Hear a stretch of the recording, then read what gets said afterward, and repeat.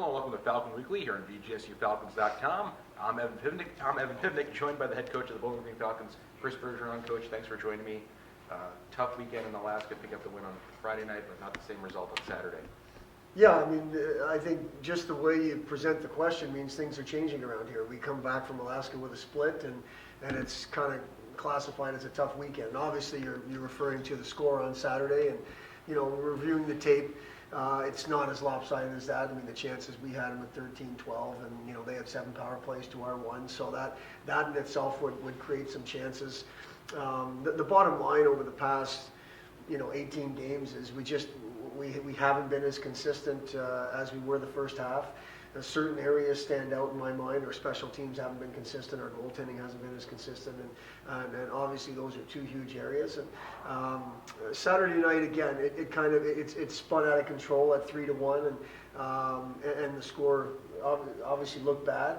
But we came home. 3rd place guaranteed, home ice in the first round of playoffs, good things. 19 wins on the season with 2 league games to go here and playoffs. And we want to make sure that the mindset is right moving forward and not let that loss on Saturday send us in a tailspin here. We're in a good spot. We want to make sure that our heads are clear and we're focused. We've given the guys a couple days off here to get themselves physically and mentally right, and that's our expectation. We go back to work tomorrow, and we're right, and we're focused, and we're moving forward.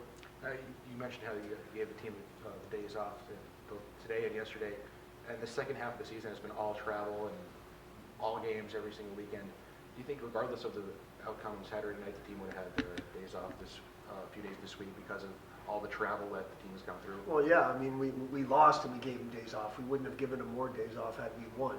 We were still going to give them the days off. I mean, there is no excuse to our inconsistent play the second half. It has been a long half. There has been some travel involved in that. That's the way of the new world in the WCHA. I feel the guys need a rest as much mentally as physically. We've got some bumps and bruises, and we don't get home till Sunday night at 6 o'clock after flying through the night and things like that. So it's just it's a deserved couple days off. Hopefully they come back to work fresh tomorrow. We'll wrap up the weekend, but we're not going to dwell on it. It was another weekend. We were able to find a way to get 2 points out of the 4, and like I say, lock up a couple of things we wanted to lock up. Now our focus turns to Huntsville and Friday night. Now, you mentioned Huntsville coming in this weekend. Obviously a better team than they were last season when they came in. They were still able to pick up a win when they came in last year. What needs to be done to make sure the Falcons come up with 4 points this week? Well, we need to play our game at our level. I mean, it's that simple. The hard part about it is we haven't been able to do that for 60 minutes or the course of 2 games or whatever it is. Huntsville is still basically fighting for a playoff spot. I think right now it's pretty much theirs. But there's still some work to be done as far as they're concerned, and they come in hungry. What we haven't done a good job of, I don't think the target was on our back so much the first half of the year.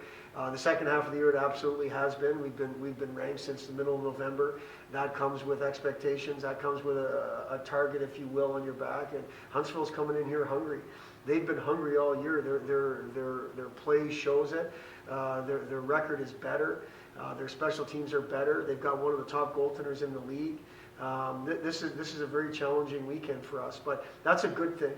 I want our mindset right heading into playoffs. We're going to treat it as a playoff weekend as far as the coaching staff goes.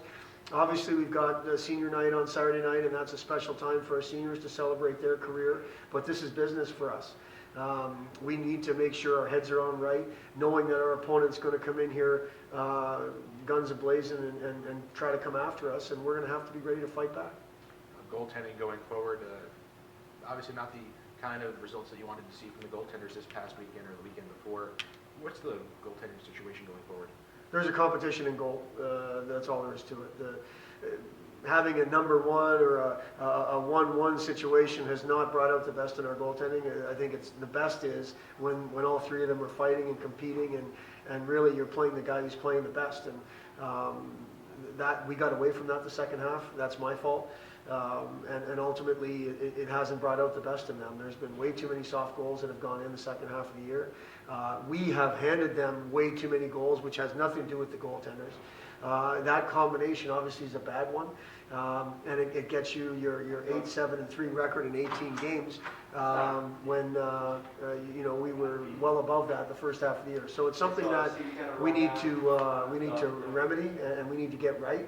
And we're gonna look at the competition at that position as something that's going to get it right. Well, Coach, I appreciate the time. Best luck this weekend against Huntsville, and talk to you next week. Thanks for having me. I appreciate it.